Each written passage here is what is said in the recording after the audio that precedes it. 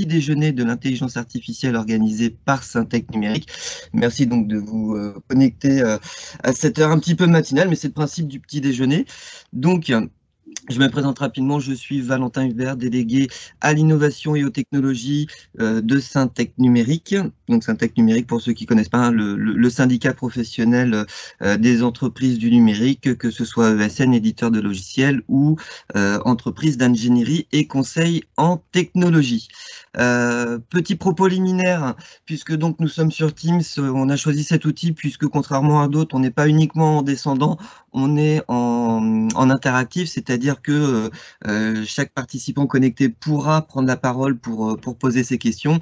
Donc toutefois, pour éviter et pour le confort de tous, je vous demanderai de bien vouloir couper vos micros pour éviter les bruits parasites et donc ne pas gêner la présentation de notre intervenant. Et puis ensuite, lorsque on aura des temps de questions-réponses, vous avez une petite icône dans votre barre d'outils en haut à droite avec une petite main qui vous permet en fait de lever la main, et puis je me permettrai de donner la parole aux unes et aux autres pour que vous puissiez comme ça poser toutes vos questions directement à notre intervenant.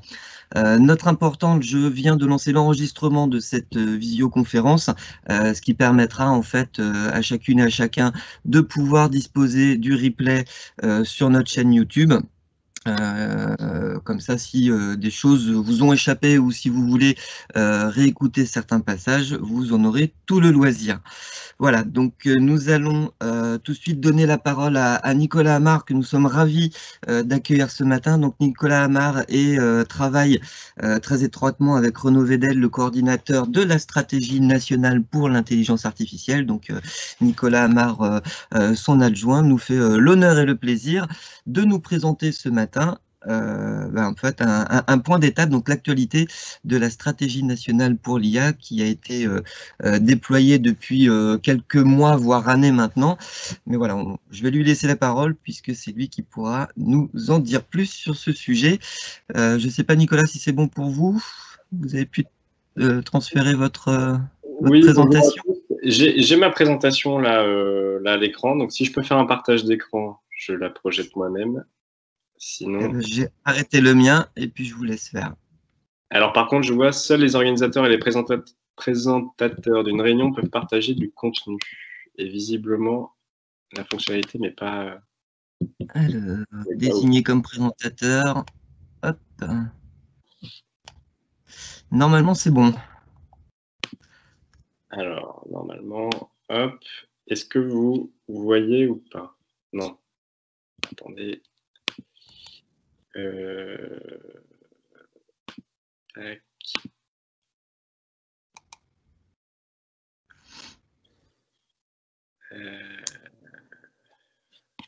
C'est en train de charger. C'est en train de charger. C'est bon. C'est bon? Ouais. Bon, merci. Bonjour à tous. Ravi d'avoir l'opportunité de présenter devant vous la stratégie nationale pour l'intelligence artificielle qui a été lancée il y a 2 ans. Et ça peut être l'occasion de vous présenter son contenu, de faire un point d'étape et un bilan sur sa mise en œuvre et de vous tracer quelques perspectives pour l'avenir. Et permettez-moi en introduction de remercier Valentin et Katia pour cette invitation à participer à vos travaux et petits déjeuners dans le cadre du Syntec. Donc la stratégie nationale d'intelligence artificielle a été lancée en 2018, en mars 2018, à la suite du rapport Villani, et elle fait vraiment écho au constat qui a été fait à cette occasion d'une forme de, alors peut-être pas de retard de la France, mais du fait qu'elle boxait légèrement en dessous de sa catégorie en la matière, et alors qu'elle avait tous les atouts pour réussir à se positionner comme l'une des nations leaders dans le domaine, et ce, dans un contexte où, grâce à l'émergence et l'essor de l'économie des données massives au début des années 2000, l'IA, l'intelligence artificielle, qui avait connu plusieurs hivers depuis 50 ans, reconnaissait une forme de nouvel âge d'or et de contexte propice à son déploiement. Donc, je ne vais pas vous embêter avec l'histoire de l'IA et ses définitions, parce que vous êtes tout à fait des connaisseurs et à mon avis autant spécialistes que moi. En revanche, peut-être un point de départ sur la raison de cette stratégie IA. Donc, au-delà du fait qu'il y a une volonté de positionner la France comme l'une des nations qui compte en la matière, il y a aussi la prise de conscience que l'intelligence artificielle depuis les années 2010 prend un essor extrêmement important, tant du point de vue de la concentration de moyens de recherche par des acteurs privés ou publics. Un deuxième essor qui se matérialise également comme une importance de plus en plus réelle dans l'écosystème tech, avec de nombreuses startups qui se créent dans ce domaine. Et puis surtout, la conscience qu'au niveau économique, de plus en plus la compétition internationale se faisant intense technologiquement, il allait être absolument essentiel que cette nouvelle technologie soit absorbée, utilisée par nos entreprises pour se transformer. Et vous êtes évidemment pas sans savoir que du point de vue de la compétition technologique, pour l'instant, celle-ci est menée par une forme de duopole américano-chinois, avec d'un côté les GAFA, de l'autre un État très interventionniste et les bad TX. Et donc, on est en 2018 dans un contexte où il faut lancer une stratégie pour repositionner la France et puis plus largement l'Europe dans cette compétition mondiale. Alors, les objectifs de cette stratégie, en vérité, ils sont doubles ou triples. Premièrement, il y a localiser de la valeur ajoutée sur le territoire français. Déjà, dès avant la pandémie, c'est l'un des objectifs explicites de la stratégie. Deuxièmement, renforcer une forme d'autonomie stratégique française et européenne en la matière, en maîtrisant des chaînons clés de la chaîne de valeur et des briques technologiques. Et puis, et je pense que ça, c'est aussi un élément à avoir vraiment en tête, la promotion d'un modèle de développement éthique de l'IA, pour deux raisons. Premièrement, par fidélité philosophique aux valeurs européennes. On sait bien que ce genre de technologie peut être très intrusive et donc il y a un équilibre à trouver avec les droits fondamentaux et les valeurs humanistes de notre continent.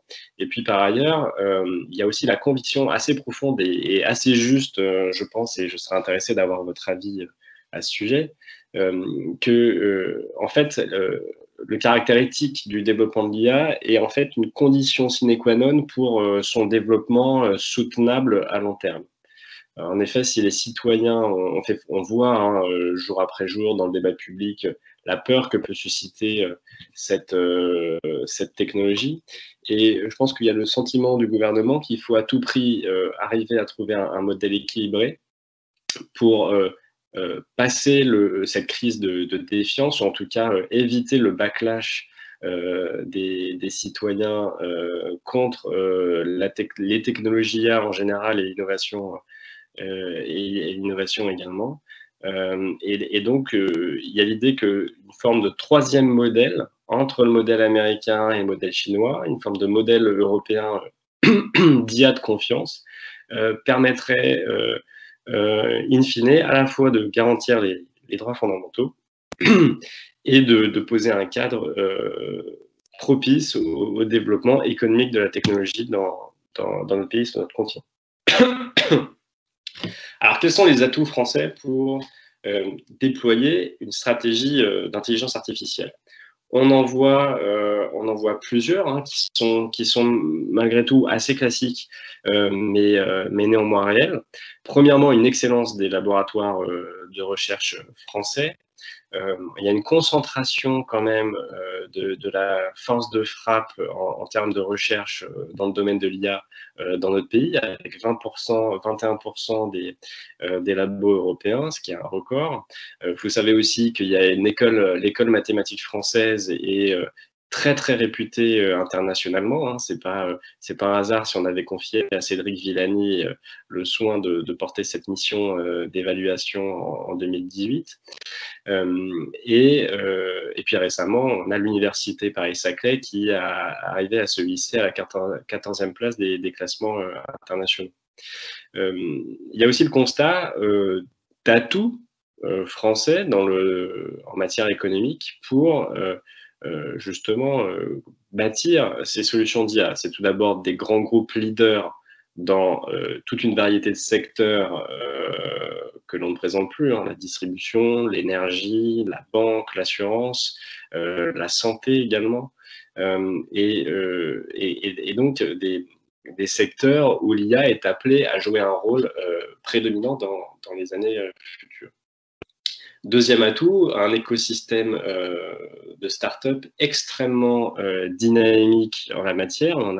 On compte pas moins de 650 startups en IA en France, et les levées en termes de capital risque dans le domaine place la France au deuxième rang européen derrière le Royaume-Uni avec 2,6 milliards d'euros levés depuis 2017.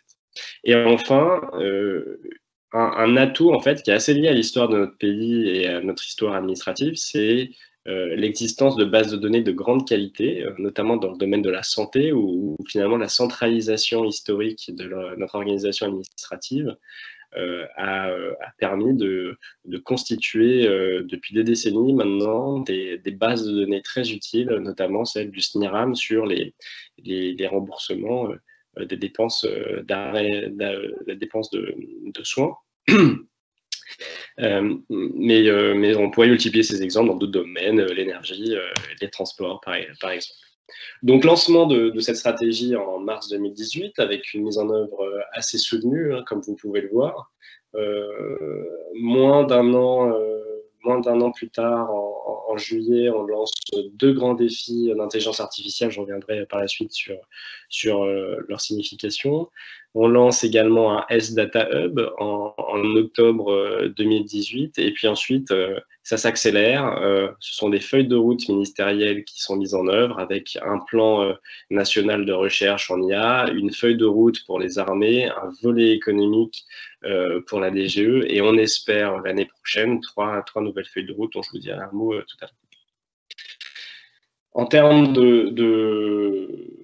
d'ambition, d'effort, c'est 1,5 milliard d'euros de financement public sur la période 2018-2022, avec un peu plus d'un tiers qui concerne la recherche et les armées, hein, d'ailleurs, à 700 millions d'euros, environ 400 et 400 hein, en fait, pour être plus précis, et des investissements privés conséquents en complément, puisque la plupart des dispositifs que je vous présenterai par la suite, vous verrez que ce sont des dispositifs en cofinancement public-privé, et qui permettent là donc aux deniers publics de faire avoir un effet de levier sur la dépense de la nation en matière d'intelligence artificielle. Alors, quel est le fond de notre stratégie et quel est le cœur de nos objectifs? Premièrement, il y a un axe qu'on a appelé l'axe talent, et l'idée est de disposer de la meilleure expertise possible en intelligence artificielle. Comme vous le savez, on a un domaine de pointe, les ressources humaines, en fait, les talents sont la première des richesses et le premier atout compétitif d'une économie dans ces domaines de technologie avancée. Et donc, la fidélisation de nos talents et l'attraction de talents étrangers sur notre territoire est absolument essentielle pour pouvoir être de la compétition mondiale. Deuxièmement, il y a l'idée de diffuser par une politique de la donnée et des dispositifs de soutien à l'innovation assez puissants, de diffuser l'usage de l'intelligence artificielle au sein de l'économie et également de l'administration. Pourquoi? Parce que ce serait bien d'être un centre de R&D mondial en IA, mais la valeur réside aussi dans le fait qu'on ait une base industrielle et productive qui se mettent à niveau et qui utilisent les procédés d'IA au quotidien, quand bien même les entreprises ne seraient pas spécialisées dans l'intelligence artificielle. Et donc là, cet élément de diffusion qui doit aller dans la seconde phase de la stratégie nationale d'intelligence artificielle qui sera ouverte l'année prochaine jusqu'à la transformation des entreprises, cet axe de diffusion est absolument essentiel pour réussir. Et puis troisièmement, l'axe éthique que j'ai commencé à vous introduire il y a quelques minutes, avec l'idée là de mettre en place des initiatives très concrètes au niveau européen, au niveau national, au niveau international, pour bâtir ce dialogue entre IA, performance et humanité. Alors peut-être un premier axe, pour le premier axe sur les talents. Donc là, je vous disais que le but, c'est de renforcer l'attractivité française, hein, notamment pour l'attraction des centres de R&D privés, pour le développement aussi d'un écosystème d'excellence en matière de recherche. Alors là, cet axe-là se concentre sur plusieurs mesures phares. Premièrement, la création d'un réseau d'instituts 3IA qui sont en fait des instituts interdisciplinaires et qui permettent à des chercheurs de travailler à la fois au bénéfice de projets privés et tout en restant au sein de la recherche publique pour une partie de leur temps. Et donc vous avez là les instituts 3IA de Grenoble, de Nice, de Paris, c'est l'Institut Prairie, vous avez sans doute entendu parler de son ouverture l'année dernière, et puis le centre d'Amity, très soutenu par Airbus à Toulouse. Et ça, cet axe d'interdisciplinarité est assez clé.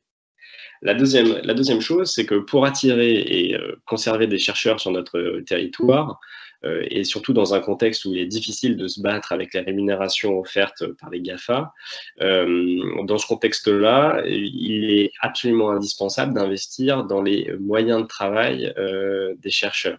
Et donc, il y a un investissement extrêmement important dans les moyens de calcul avec un supercalculateur appelé Janzé et demain l'installation en France, on espère, d'un calculateur européen de très grande performance et donc des moyens de calcul pour pouvoir mener des projets de recherche au meilleur niveau. Et qui viennent donc s'associer aux 120 chaires qui ont été financées dans le cadre aux plus de 150 chaires, pardon, qui ont été financées dans le cadre des instituts 3IA dont je vous ai parlé. Et puis, un renforcement de la recherche partenariale entre acteurs publics et acteurs privés. C'est tout ce qu'on peut mener dans le cadre des instituts Carnot ou des IRT comme Systemix, comme Systematics, etc. Alors, cette stratégie commence à payer. Hein. Depuis 2018, on a un certain nombre de labos étrangers qui se sont installés en France, hein, que ce soit Google, Facebook, Samsung. Et donc, on voit ça comme le signe d'un frémissement et d'un début de succès de la stratégie du point de vue des talents. Alors, demain, ce qui sera également important, et je vous en parlerai par la suite ou dans le cas de la séance de questions, parce que je pense que c'est un sujet qui est important pour vous qui êtes dans les entreprises, il y a un effort extrêmement important à faire en matière de formation initiale et de formation continue. Donc, on a déjà doublé le nombre de masters en France depuis 2018, hein, de masters de formation à l'IA et à la data. On souhaite doubler à nouveau ce nombre, en tout cas en termes de nombre d'étudiants, d'ici la fin du quinquennat ou le début du quinquennat prochain. Et puis, il y a toute une batterie d'actions qui doivent être menées sur les qualifications intermédiaires en matière de licence professionnelle notamment, de sorte à pouvoir étoffer le nombre de spécialistes en IA disponibles pour les entreprises. En effet, cet accès au marché des compétences et des talents est un véritable goulot d'étranglement pour la croissance de l'IA dans notre pays. Et on considère que c'est donc par une action vers l'information qu'on arrivera à desserrer cet étau. Et donc, vous voyez là une stratégie qui va se déplacer du haut du spectre, hein, les chercheurs, les PhD, vers les strates de qualification intermédiaires et spécialisées pour développer, pour permettre à la stratégie de déployer tout son impact. S'agissant de l'axe de diffusion dans l'économie et l'administration, là, ce qu'il faut retenir, c'est qu'il y a le lancement de plusieurs projets phares et de dispositifs clés. En matière de projets phares, vous avez entendu parler du Health Data Hub. Donc, c'est l'idée qu'il faut lancer des plateformes mutualisées de données pour irriguer l'ensemble des filières et des secteurs économiques qui permettent de mutualiser des données. Et parce que aujourd'hui, la plupart des familles d'IA, en tout cas l'IA probabiliste, a besoin de se nourrir de données pour construire ses algorithmes et ses solutions. Hein. C'est en particulier le cas dans le cas du traitement automatique du langage, dans la computer vision, dans le machine learning ou l'apprentissage machine. Et donc, il y a une vraie stratégie de mise en place de plateformes mutualisées de filières, que ce soit au sein de l'État, avec des plateformes publiques comme le Data Hub, ou au sein du secteur privé, avec le soutien par le ministère de l'économie et par la BPI de plateformes portées par des candidats privés. Donc là, on aura par exemple la mise en place qui est déjà actée, ça a commencé cette année, ça sera poursuivi dans les prochaines années. Il y aura la mise en place d'une plateforme agricole, de données agricoles, le Ag Data Hub, d'une plateforme aussi pour les données de voix, qui doivent permettre de créer des algorithmes sur les données de voix francophones, il s'appelle le Voice Lab, et également des projets en cours dans le domaine notamment de la logistique. Autre action phare ou dispositif clé, ce sont les grands défis. Alors les grands défis, c'est un programme qui permet de soutenir l'innovation de rupture. Trois grands défis ont été sélectionnés jusqu'ici, un défi dans la cybersécurité et l'IA, l'un dans la confiance de l'IA, c'est-à-dire la transparence, la certification, l'auditabilité, l'explicabilité des algorithmes.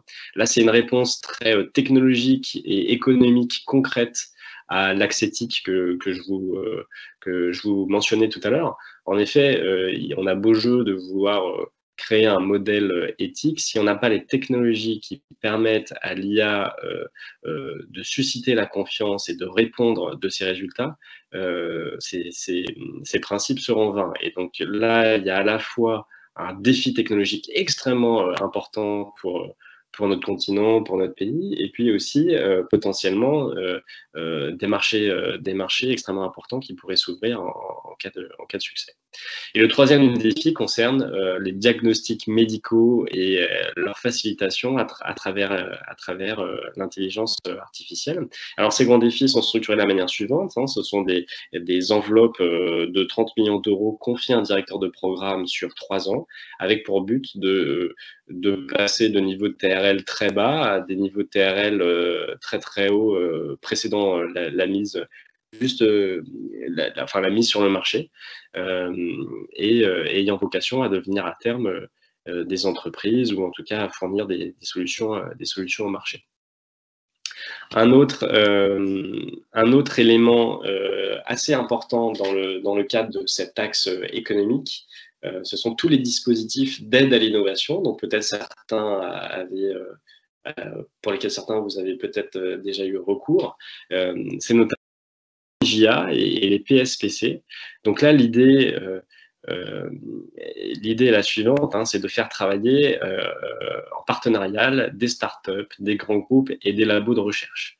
Donc les Challenge IA plus axés sur les startups et les PSPC plus axés sur des entreprises de taille un peu plus grande. Et l'idée là est vraiment que l'État vient en cofinancement pour des projets d'innovation qui ont déjà trouvé leur time to market. Et puis, il y a un certain nombre d'actions sectorielles auxquelles on pourra revenir dans la discussion, et notamment la feuille de route des armées, qui là contient aussi des projets technologiques et économiques assez importants, avec la mise en place d'une plateforme de données interne au ministère pour faire de la maintenance, pour participer éventuellement à des questions de renseignement, pour automatiser finalement le SI décisionnel des armées. Et ce projet, on a peut-être déjà entendu parler, il s'agit du projet Artemis.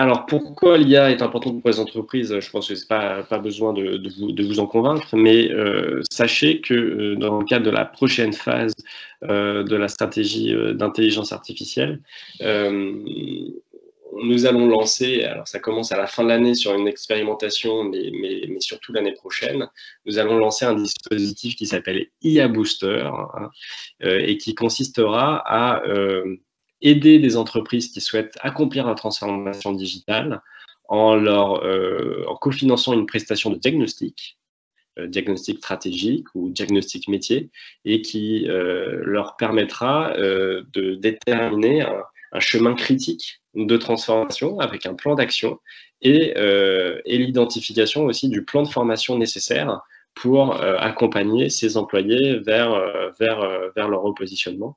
Et donc ce dispositif IA Booster là, est lancé par le ministère de l'économie et sera opéré par BPI France. On espère accompagner au moins 200 entreprises dans les 2 prochaines années. En matière donc d'éthique, hein, qui est un peu le fil rouge de la singularité française et européenne sur les questions d'IA, là, plusieurs actions, comme je vous le disais, assez concrètes ont été mises en œuvre. Nous avons lancé cet été un partenariat mondial pour l'intelligence artificielle avec 15 autres États fondateurs, parmi lesquels les États-Unis, le Royaume-Uni, l'Allemagne, le Canada, l'Inde, l'Italie, mais également le Brésil, le Mexique.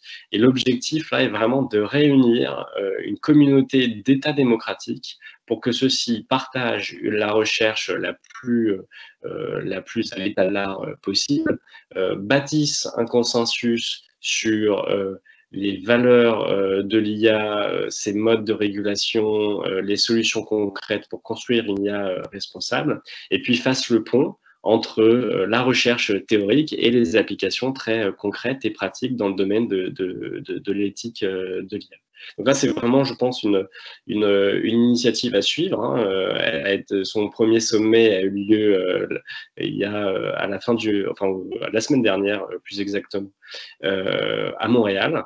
Et on attend beaucoup de cela, à la fois en termes de rayonnement et puis d'avancer des réflexions au niveau international, avec des experts qui viennent de tous horizons, hein, de la recherche publique, de la recherche privée, des entreprises. Et je pense que c'est quelque chose d'extrêmement intéressant à suivre. La deuxième chose, c'est la participation évidemment au groupe d'experts de haut niveau qui a été mis en place par l'Union européenne en 2018. Alors celui-ci a rendu en 2019 un rapport sur les lignes directrices pour une éthique de l'IA digne de confiance. Ce sont les sept principes que vous voyez à l'écran, hein, le contrôle humain, la transparence, la robustesse et la sécurité, la protection des données, la diversité, la non-discrimination et l'équité. Et ces principes-là, qui font aujourd'hui assez consensus au niveau européen, font l'objet désormais de réflexions pour leur mise en œuvre opérationnelle. Comme je vous le disais sur les technologies et sur le grand défi IA de confiance, il y a aussi besoin d'avoir des canevas très simples d'application des principes éthiques de l'IA au quotidien.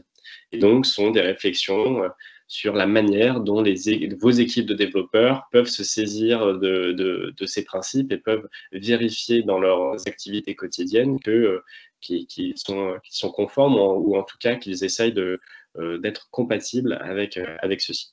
Et puis à la fin de l'année dernière, le lancement d'un comité numérique au sein du comité consultatif national d'éthique.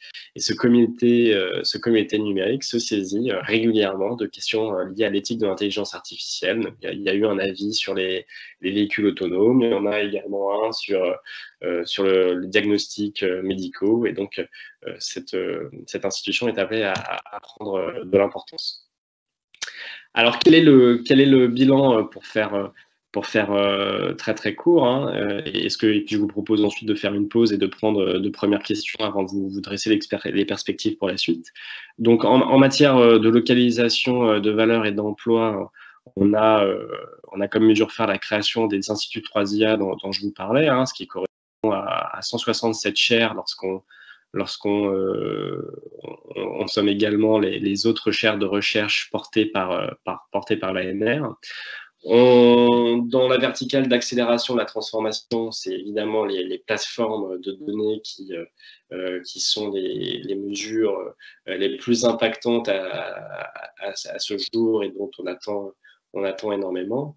En matière d'impact social et sociétal, c'est évidemment les grands défis dont je vous ai parlé, et puis le partenariat mondial pour l'intelligence artificielle en matière d'éthique. Voilà, avec ça, je pense que vous avez une vision somme toute macro, mais quand même assez précise des principaux axes de la stratégie depuis 2018, des principales mesures qui ont été mises en œuvre, des orientations et des réflexions qui ont présidé à la réalisation de cette stratégie. Et puis, je peux donc prendre quelques questions.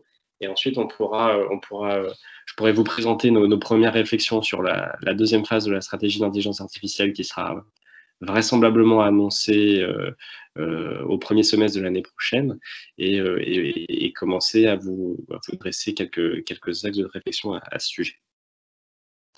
Merci beaucoup Nicolas pour cette première partie extrêmement claire et très intéressante.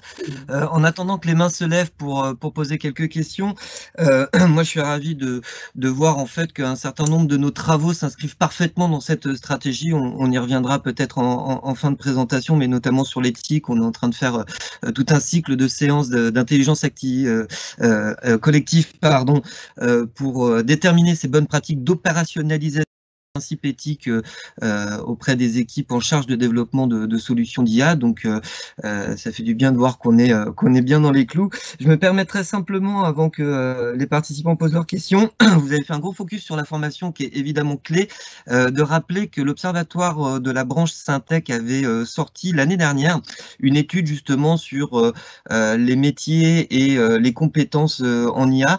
Donc, je vous remettrai au moment où on publiera le replay de cette vidéo dans les commentaires le lien vers cette étude, puisque vous avez un certain nombre de données assez clés sur quels sont les volumes, mais surtout les compétences à développer pour que puisse se développer l'IA en France. Donc je crois que Katia avait une première question, je vais lui laisser la parole. D'ailleurs Valentin, on a intensément exploité cette étude dans le cadre de la conception du prochain programme de formation à l'IA. Très bien, merci. Katia, tu avais une question? Bonjour à toutes et à tous. Je vais réserver ma question pour la fin, finalement, puisqu'elle est plutôt orientée pour le futur. Mais en tout cas, vraiment remercier Nicolas Amar d'être parmi nous ce matin pour nous faire déjà un bilan et nous dresser même quelques axes pour l'année prochaine, puisqu'on est tous très impatients on va dire, d'attaquer une nouvelle année. C'était important. Frédéric Leblanc, pardon. Pardon? Oui, excuse-moi. Non, en fait, je préfère laisser la parole aux participants pour qu'ils puissent poser leurs questions. Et, donc, voilà. Frédéric Leblanc avait une question, je vois qu'il a levé la main en bon élève. Donc, Frédéric, si vous pouvez activer votre micro et poser votre question. C'est marqué. Oui, bonjour. Et j'ai marqué ma question en fait dans le chat. Je suis en train de passer de Outscale, une société de cloud provider souverain qui fournit les services de l'État à travers plusieurs marchés, et je vais partir dans une société éditrice de logiciels d'intelligence artificielle pour m'occuper de son développement sur les axes stratégiques, notamment en France.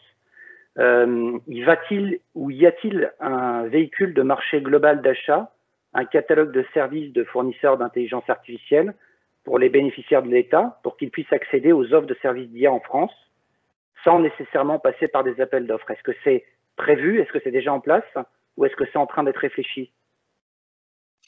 Alors, il y a plusieurs éléments de réponse à votre question.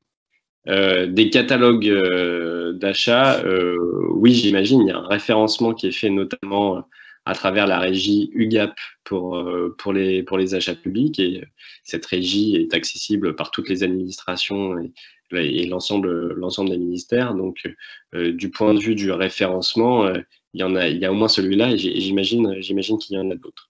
Ensuite, il y a, dans votre question, vous sous-entendiez le fait qu'on puisse passer hors appel d'offres. Il n'y a pas, et il n'est pas prévu pour l'intelligence artificielle ni pour un autre secteur, d'exception aux règles habituelles des marchés publics. Alors, les marchés publics ont quand même des règles des règles de seuil, notamment un peu plus subtiles que le simple appel d'offres, hein. Vous avez différentes procédures de consultation et de dialogue compétitif qui sont prévues et qui sont plus ou moins lourdes, entre guillemets, ou complexes selon le seuil du marché, hein, son montant. Et enfin, il y a notamment une disposition dans une récente loi réformant le Code des marchés publics pour permettre éventuellement à l'État de réserver une partie de ces marchés à du contenu local. Mais bon, cette disposition est très récente, et donc il faudra voir en pratique quelle sera la mise en œuvre qui en sera faite.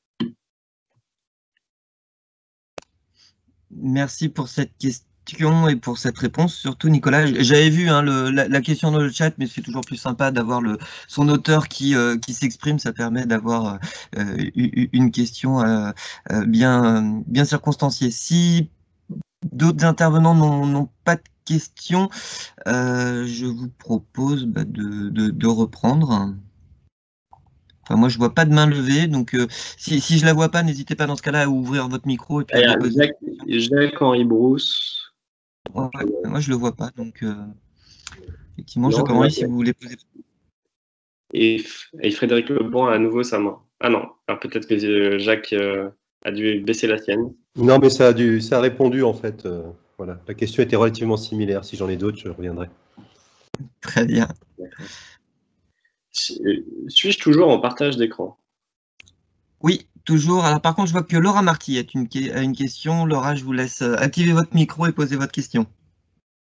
Oui, bonjour à toutes et à tous. Merci beaucoup pour cette riche et claire présentation. J'avais une question concernant les talents et les actions que vous meniez. Oui. En fait, aujourd'hui, donc quand on échange avec nos partenaires, ils ont une vraie difficulté à garder leurs talents, et ils nous disent que c'est principalement quand ils ont des défis à l'auteur de leurs compétences et des projets riches et passionnants qu'ils arrivent à les garder, et ils ne partent pas à l'étranger, ils ne partent pas à des entités autres que celles dont vous avez parlé. Est-ce que là-dessus, vous avez prévu des actions peut-être pour amplifier la collaboration avec les entreprises plutôt classiques qui ont du mal à aller vers l'IA? Non, mais vous avez absolument raison, hein. C'est le constat d'ailleurs qu'on a fait hein, sur cet axe talent, puisque c'est effectivement, lorsqu'on a des difficultés à se battre au niveau des rémunérations, c'est par l'intérêt du travail qu'on arrive à garder les talents. Donc sur cet axe-là, hein, c'est ce que je vous présentais tout à l'heure, c'est l'installation de capacités de calcul, de moyens de recherche et un soutien à long terme de l'État. Et pour nous, le cœur, à travers le programme national de recherche en intelligence artificielle, c'est pour nous le cœur de cette stratégie pour les talents de la recherche. Et puis pour les entreprises, pas forcément spécialisées dans l'IA dont vous parliez, là, c'est plutôt les actions de formation qui vont venir apporter une réponse. On a eu beaucoup de retours d'entreprises qui ont du mal à garder leur talent notamment parce qu'elles ont du mal en fait à fidéliser les data scientists ou les data engineers qu'elles ont recrutés. Et en fait, on se rend compte en discutant avec un certain nombre d'entre elles que l'organisation n'est pas vraiment adaptée l'organisation interne n'est pas vraiment adaptée à ces talents. Elles ont souvent recruté un talent spécialiste, mais elles ont omis de recruter d'autres moyens avec elles, hein, notamment des équipes. Et donc la personne très compétente, surspécialisée, se retrouve dans une position en fait un peu de déclassement où elle se retrouve à gérer, ou plutôt à devoir manipuler de la donnée, qui est tout le travail en amont de sa vraie fonction de R&D. Et donc, il y a une forme de déception qui s'installe au bout de quelques mois et la personne part. Et donc, pour répondre à ça, il y a l'idée de soutenir la capacité des entreprises à recruter d'autres talents, des talents complémentaires, notamment des manipulateurs de données, des préparateurs de données, et donc toute une classe de qualifications intermédiaires qui permettent en fait de s'insérer dans une équipe qui traite d'intelligence artificielle et de sciences de la donnée, et de permettre finalement à chaque talent, à son niveau de qualification, à donner son plein potentiel. Et donc à satisfaire aussi les ambitions professionnelles des data scientists et data engineers qui seraient recrutés. Donc c'est vraiment par la voie d'un programme de formation assez massif, notamment du point de vue de la formation initiale pour ce qui est des masters et de la mise en place annoncée par le président de la République en fin d'année dernière de bachelor en IA. Hein, des bachelors qui seraient donc des licences professionnelles qui seraient soit spécialisées exclusivement IA et sciences de la donnée, soit bidisciplinaires. Hein, on peut imaginer un bachelor IA et santé, IA et logistique, IA et cybersécurité, IA et transport. Et donc, c'est à travers ce type d'action-là que l'État souhaite vous aider à vous transformer. Et à desserrer le goulot d'étranglement des compétences. Et puis, il y a enfin le dispositif IA Booster dont je vous ai parlé juste avant la pause, et qui, là, vise à donner aux entreprises accompagnées les capacités de tracer un plan d'action pour se transformer, adapter leurs organisations à cette nouvelle stratégie, souvent une stratégie produit, et à accompagner les différents talents de l'entreprise vers un repositionnement, une nouvelle fonction ou l'acquisition de compétences liées à l'IA et à la science de la donnée. Ok, merci beaucoup pour votre réponse. Merci à vous tous. Je ne vois pas d'autres mains levées pour le moment. Donc, je vous propose peut-être, Nicolas, qu'on reprenne le fil de votre exposé. Oui, très bien. Merci. Alors, du coup, pour la suite, donc, vous avez compris, désormais, on est à un peu plus de 2 ans désormais du lancement de la stratégie nationale IA. Ça a été l'occasion pour nous de faire un bilan, de voir où sont les segments où doivent être apportés une action complémentaire de l'État pour poursuivre le bel élan qui avait été donné en 2018. Et donc, il y aura, et je peux malheureusement pas vous déflorer ce matin les annonces d'une deuxième phase de la stratégie d'intelligence artificielle, mais je peux vous donner quelques grandes clés de lecture et quelques grandes thématiques que nous traiterons dans ce cadre-là. Donc, premièrement, il y a l'essor de la stratégie à de nouveaux domaines. La stratégie, c'est quand on regarde les secteurs prioritaires sur lesquels elle s'est concentrée, on voit qu'elle s'est fortement concentrée sur la santé, la cybersécurité et évidemment le domaine économique. Mais il y a d'autres secteurs à investir. Je pense par exemple à l'environnement, à l'éducation, au travail, à l'emploi, et je vous en dirai un mot tout à l'heure. Et puis deuxièmement, il y a aussi ce thème qui monte de l'autonomie stratégique, avec la volonté de continuer à rattraper les meilleurs de la classe, les États-Unis et la Chine notamment dans ce domaine, et pour cela de se concentrer sur les maillons de la chaîne de valeur où l'Europe a le plus d'atouts dans sa manche. Et si vous suivez un petit peu les débats européens, vous verrez qu'il y a une stratégie européenne assez claire qui commence à se dessiner à la suite de l'arrivée de Thierry Breton, hein, avec plusieurs documents assez socles qui ont été publiés par la Commission européenne en février 2020, notamment une stratégie sur les données, un livre blanc sur l'intelligence artificielle. Et tout ça forme un tout où l'on comprend que la stratégie européenne, et qui est totalement partagée par la France, c'est de baser ses efforts de développement sur l'intelligence artificielle B2B, parce que dans le B2C, pour l'instant, en tout cas, la marche est très haute. Hein, ce sont les GAFA qui tiennent en particulier le haut du pavé.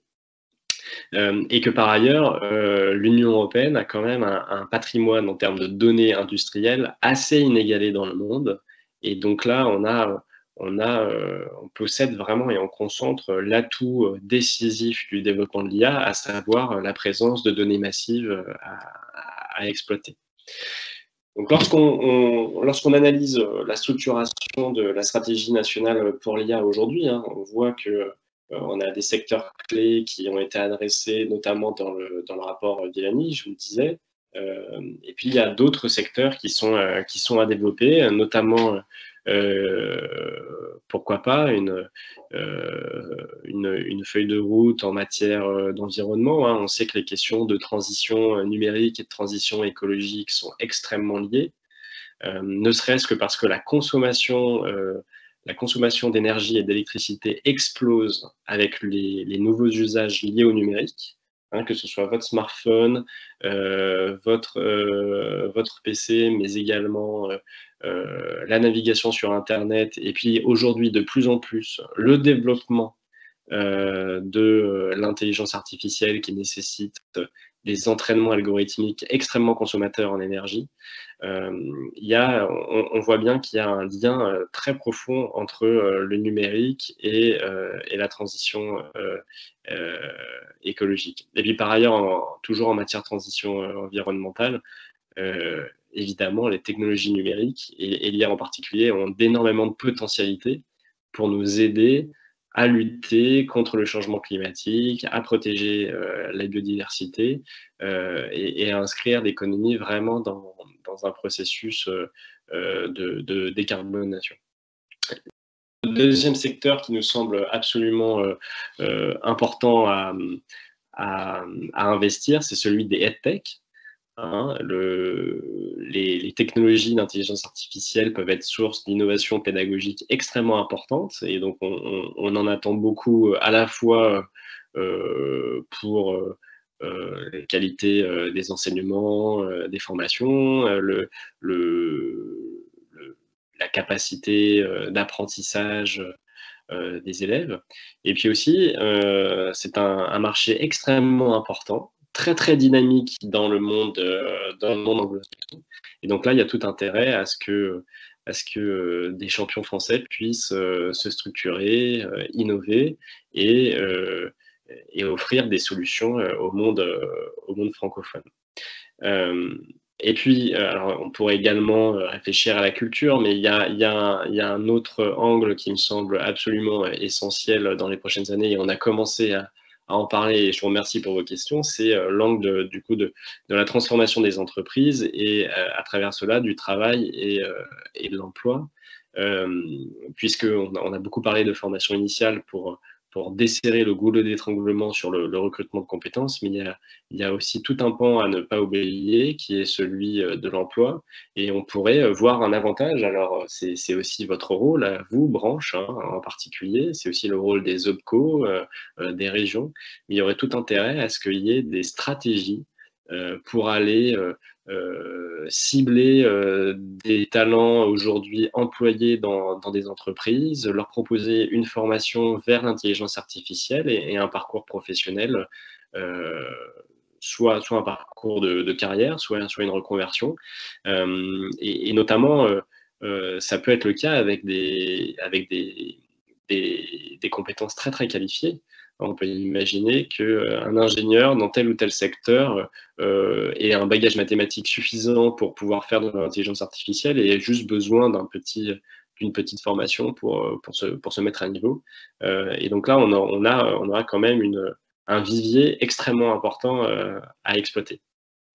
Et donc, vous voyez comment est structurée la stratégie d'intelligence artificielle aujourd'hui. Nous avons un comité de pilotage interministériel avec l'enseignement supérieur, les armées, l'économie et les finances, la santé, l'intérieur aussi. Et puis, il y a un intérêt à élargir ce COPIL et CDGLK à de nouveaux ministères, notamment la transition écologique qui a intégré le COPIL en début d'année, et de même que l'éducation nationale.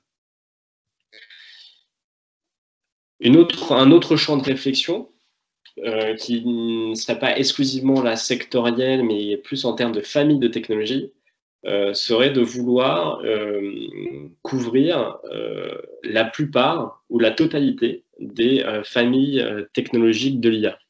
En fait, l'IA, ça reste, et vous le savez mieux que moi, un mot valise. Quand on analyse les choses plus finement, c'est en fait une famille de technologies qui souvent sont liées à ce qu'on appelle l'IA probabiliste, c'est-à-dire une IA statistique qui permet de bâtir des algorithmes sur l'analyse de données massives, mais il y a également une IA symbolique qui joue sur les moteurs de règles et les inférences. Mais donc, on pourrait souhaiter aussi couvrir l'ensemble du spectre, les couches hautes en matière d'algorithmie, et ça dans différents domaines, la robotique, le traitement automatique du langage et de la parole, la vision par ordinateur, et donc on verra ce qui sort des réflexions interministérielles et puis avec l'ensemble des acteurs, que ce soit l'entreprise et la bonne recherche, mais il pourrait y avoir aussi des feuilles de route plus écosystémiques, en tout cas des actions visant à mobiliser des acteurs dans telle ou telle verticale. Et puis, il y a également toute une réflexion sur les couches basses de l'intelligence artificielle, donc sur tout ce qui est données, infrastructures, ce qu'on appelle l'IA embarquée ou l'IA distribuée, c'est-à-dire l'IA au plus près de son utilisateur qui vient s'embarquer sur notamment l'Internet des objets. Et donc là, on a des atouts extrêmement importants en Europe. On a une filière notamment de nano et de microélectronique, et donc ça fait partie des champs qui pourraient être investigués. Et puis enfin, pour donner toute sa cohérence à ce que serait une nouvelle feuille de route pour les prochaines années, il y a une réflexion à mener en termes d'autonomie stratégique et donc de vérifier qu'on traite bien l'ensemble des couches et des maillons de la chaîne de valeur dans une optique plus de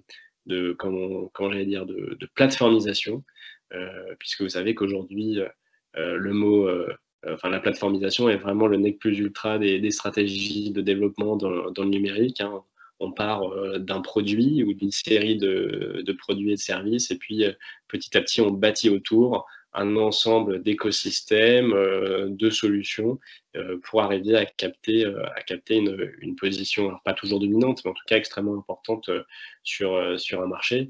Et donc, ça doit être aussi une réflexion qui doit aussi nourrir ce que pourraient être de prochaines étapes pour une stratégie d'intelligence artificielle. Voilà, je vous ai dit les principales orientations, en tout cas de réflexion qu'il pourrait y avoir dans les prochaines années. Moi, je serais très intéressé par entendre aussi vos avis et puis pouvoir discuter de ce que pourrait être le futur d'une stratégie d'intelligence artificielle.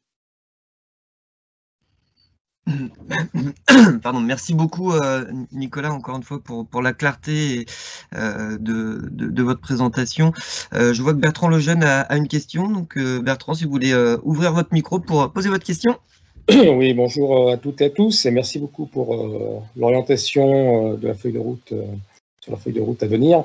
J'ai une question sur la potentialisation, une fois que les décisions, les arbitrages seront rendus, sur la réflexion pour potentialiser, surtout disséminer dans les régions, la feuille de route stratégique, de façon à ce que effectivement ça se dissémine, en particulier dans le secteur privé, vers les PME, au-delà des grands groupes et des plus grandes ETI. Alors là, ça va. Merci pour votre question. Elle se pose évidemment. La dissémination, en fait, va dépendre des outils qui seront utilisés. Vous savez que notamment dans la mécanique des plans d'investissement d'avenir, les dispositifs sont très souvent partenariaux. Ils peuvent associer des collectivités territoriales et l'État, avec des entreprises, avec des instituts de recherche. Donc là, on a toute une gamme d'outils qui permettent de diffuser l'IA sur le territoire. Vous avez également le recours à tous les réseaux de la sphère publique qui mettent en œuvre ces outils. Je pense particulièrement au réseau de BPI France qui est très implanté en région, et BPI France opère un certain nombre d'outils comme les PSPC dont je vous parlais tout à l'heure. Et évidemment, BPI France aura toute sa place dans de futures actions qui pourraient être lancées pour les décliner sur le territoire. Et puis au ministère de l'économie et des finances et de la relance, la Direction générale des entreprises a son réseau parmi les directs avec des correspondants d'intelligence artificielle dans ces réseaux déconcentrés qui permettent une animation sur le territoire de la stratégie nationale d'intelligence artificielle. Donc voilà, vous voyez qu'on a toute une gamme d'outils et d'actions possibles pour diffuser. Et vraiment, je pense que ce serait une erreur de croire que les actions qui sont aujourd'hui engagées ou qui le seront demain sont concentrées exclusivement sur les grandes entreprises, ne serait-ce que parce qu'on privilégie souvent du partenarial, et dans le partenariat, il y a aussi souvent la nécessité de s'allier avec une start-up, avec une PME ou une ETI, une collectivité territoriale, etc. Merci beaucoup pour tous ces éléments. Katia avait également une question. Katia, ouvre ton micro. Oui, merci, tout à fait. C'est un petit peu aussi dans la même famille de questions que Bertrand vient de poser à destination effectivement des PME TPE pour que la pénétration de l'intelligence artificielle soit effectivement efficace dans le tissu économique français et accessible à toutes les entreprises. Il est important d'avoir évidemment plusieurs typologies d'actions. Nous, au sein de Syntec, on est là évidemment les représentants des fabricants d'IA, mais pas que. On est les numérisants. On a aussi un rôle important, donc au niveau stratégique, philosophique et on va dire, on a des actions. Notamment par notre session de travail sur l'éthique IA. De point de vue plus opérationnel, comment les entreprises, c'est là ma question, comment les entreprises du numérique peuvent se saisir effectivement, de quelle manière on peut aider, proposer ou faire en sorte de bien transformer, puisqu'en fait la transformation numérique elle est constante évidemment, mais la transformation des entreprises vers l'IA, comment nous on peut se saisir effectivement de cette opportunité d'après vous? Même si on a quelques idées, mais voilà, il est toujours intéressant de voir quels pourraient être effectivement les axes stratégiques de développement des entreprises du numérique pour qu'ils puissent aider au mieux les entreprises de tous les secteurs. Merci Katia pour cette question. Peut-être je veux partager une réflexion, mais strictement personnelle. Moi, j'ai l'impression que dans la transformation, la difficulté, c'est que l'entreprise doit faire trois choses à la fois, et trois choses extrêmement complexes. La première, c'est qu'elle doit souvent réfléchir à une nouvelle stratégie, en fait un nouveau business plan et une nouvelle stratégie de produit d'un côté. En même temps, pour poursuivre cette stratégie, il lui faut changer souvent ou parfois tout ou partie de son organisation et de l'organisation du travail. Et donc ça ces dynamiques-là d'innovation font souvent l'objet de beaucoup de freins, de réticences au sein des entreprises ou des organisations. Et donc, c'est des choses qui sont délicates en termes de management, mais qui sont absolument essentielles. Et si on ne pose pas cette question, en fait, l'organisation ou l'entreprise ne se met pas en position de poursuivre sa stratégie et de répondre à ses besoins.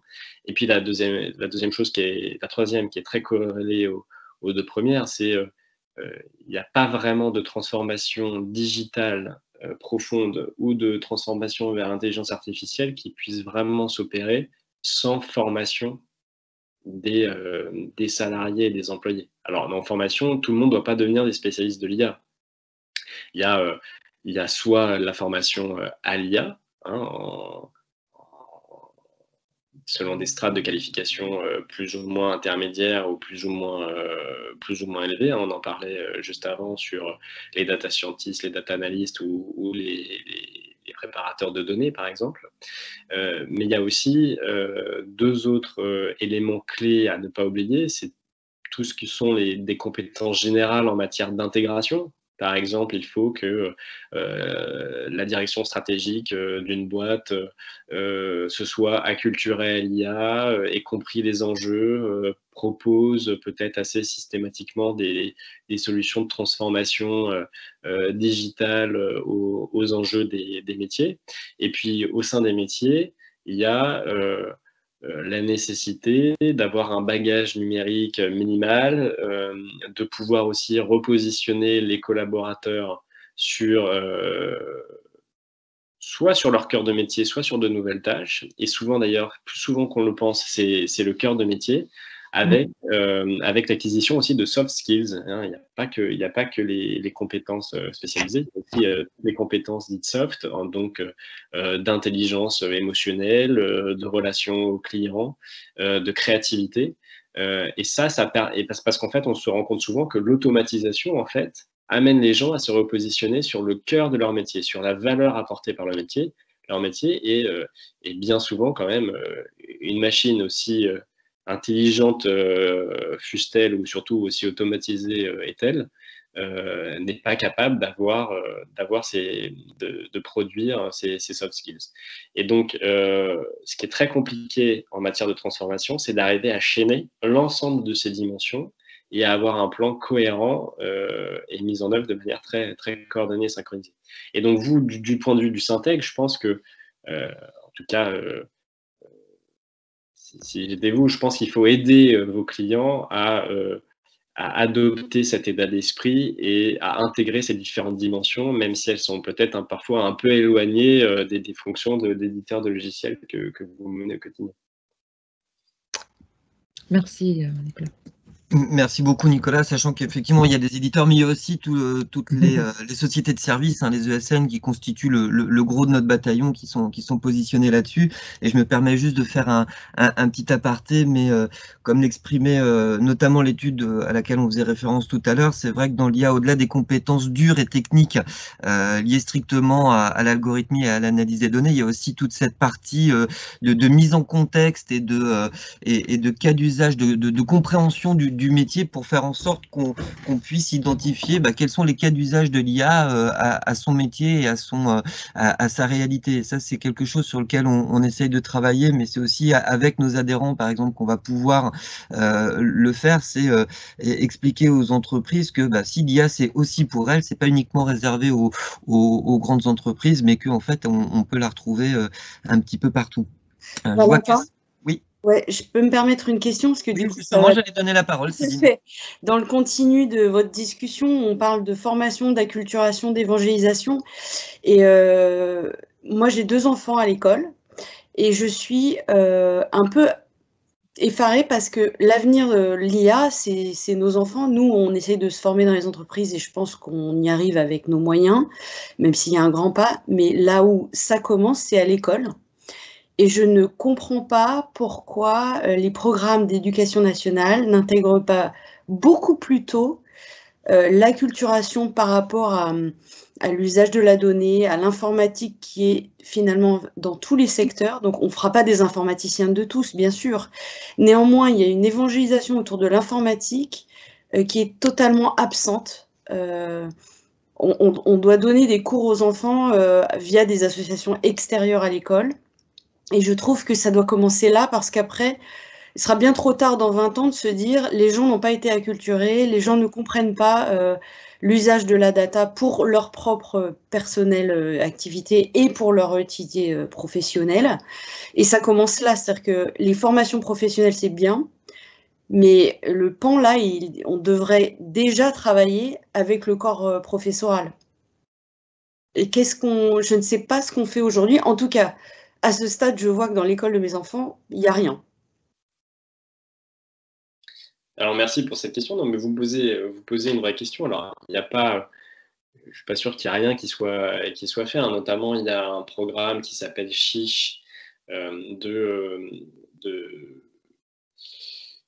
sensibilisation des jeunes aux métiers de la technologie et du numérique. Donc, ce genre de programme existe déjà. Alors, c'est une implémentation et un lancement assez récent, mais ça va dans le bon sens. Vous avez aussi la réforme du lycée qui a vu la création d'une classe sur les technologies de l'information et de l'informatique.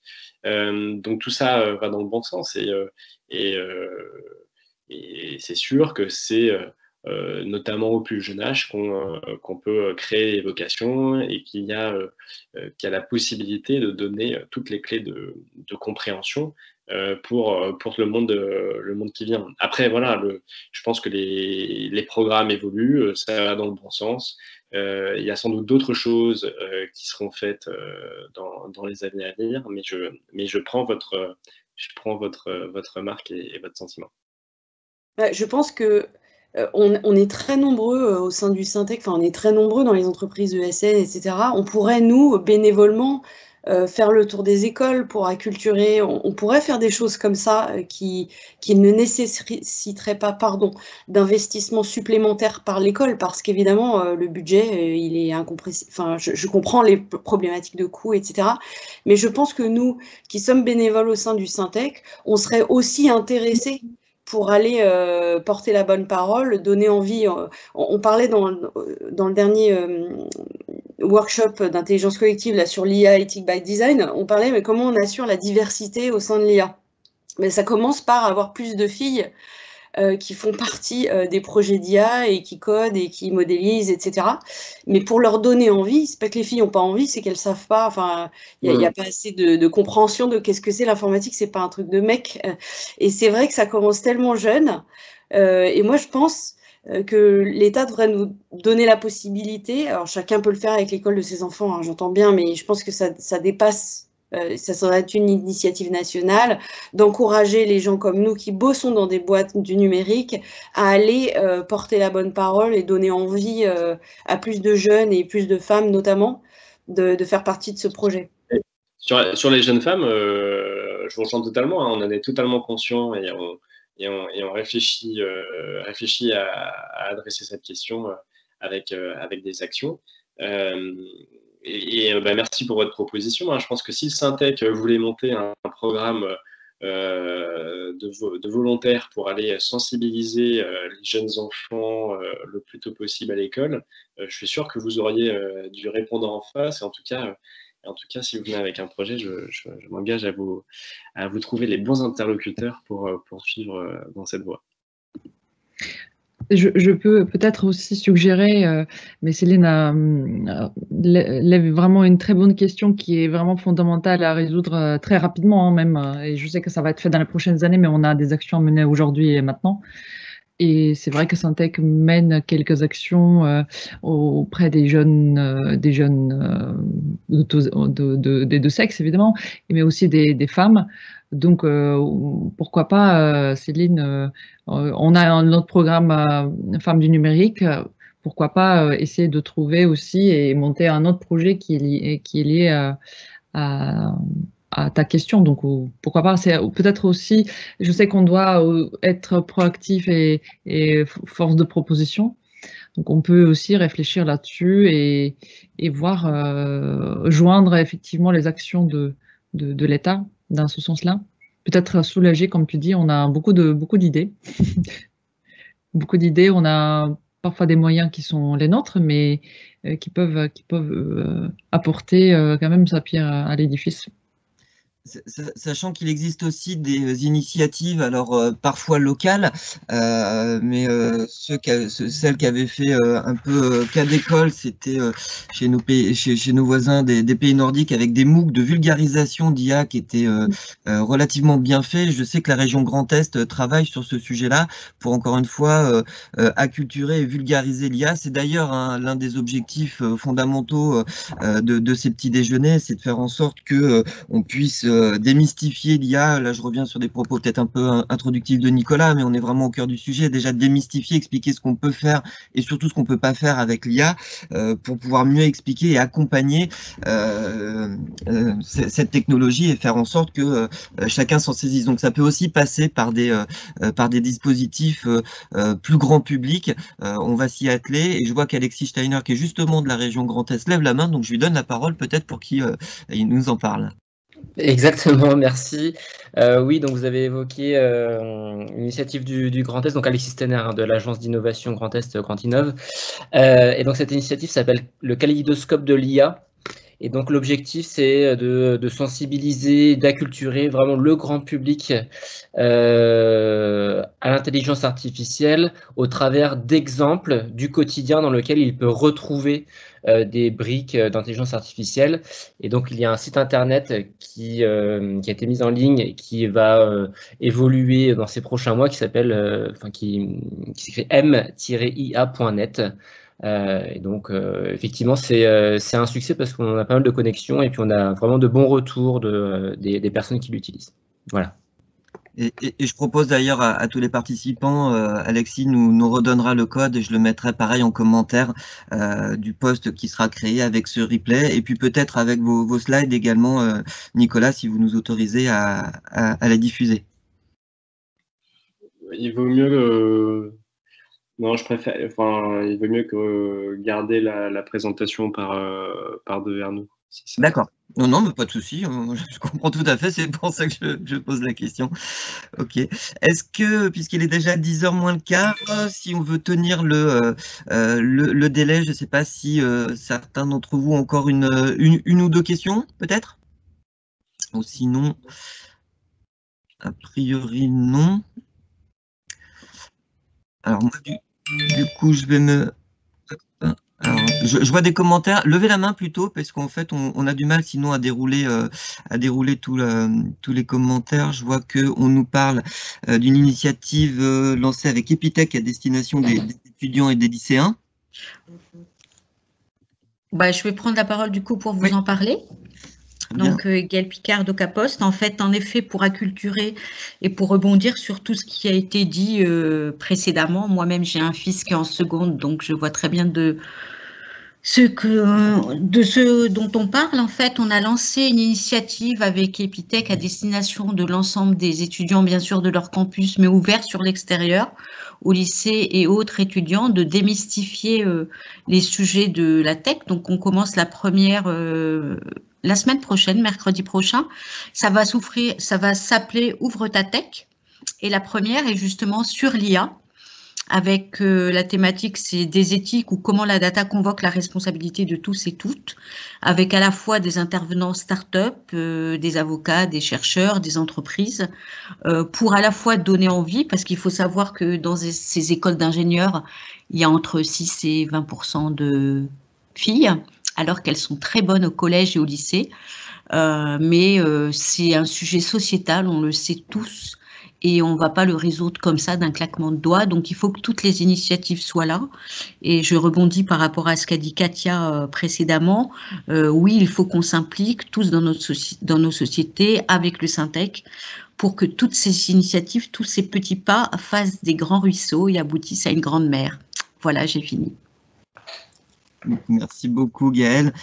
Effectivement, à réfléchir certainement d'ailleurs en coordination avec la coordination pour la stratégie nationale de l'IA, mais d'essayer d'avoir un espèce d'endroit où on pourrait retrouver ces différentes initiatives et où les différents acteurs qui souhaiteraient s'impliquer pourraient échanger les bonnes pratiques ou éviter de réinventer l'eau tiède, et puis de se nourrir de ce qui peut déjà être fait à droite à gauche en capitalisant sur les retours d'expérience. Donc ça pourrait être un projet intéressant à creuser. Donc on en parlera au comité innovation et technologie et on pourrait échanger, Nicolas, si vous en êtes d'accord, sur ce type d'initiative pour essayer de regrouper un peu les initiatives des uns et des autres et de faire gagner du temps à ceux qui voudraient monter dans le train en marche et développer sur leur propre territoire, au sein de leurs propres écoles, mais aussi au sein de leur propre écosystème d'entreprise, ce type d'initiative, encore une fois, de vulgarisation et d'explicitation de ce que peut faire l'IA. Bien sûr, on peut échanger avec plaisir. Parfait. Je vois pas d'autres questions ni de mains qui se lèvent, donc si vous en êtes d'accord, je vais reprendre la main. Pardon, excusez-moi. Valentin, je pensais à une dernière question plus concrète. Nicolas, vous avez mentionné premier trimestre. Est-ce qu'il y a une date ou est-ce qu'il y a une manifestation peut-être à laquelle, peut-être vous ne pouvez pas nous en dire plus, mais peut-être certainement, quel rendez-vous on va se donner avec vous du coup? C'est le sens de ma question. À vous, pas vous Nicolas, mais en tout cas la stratégie nationale pour l'IA.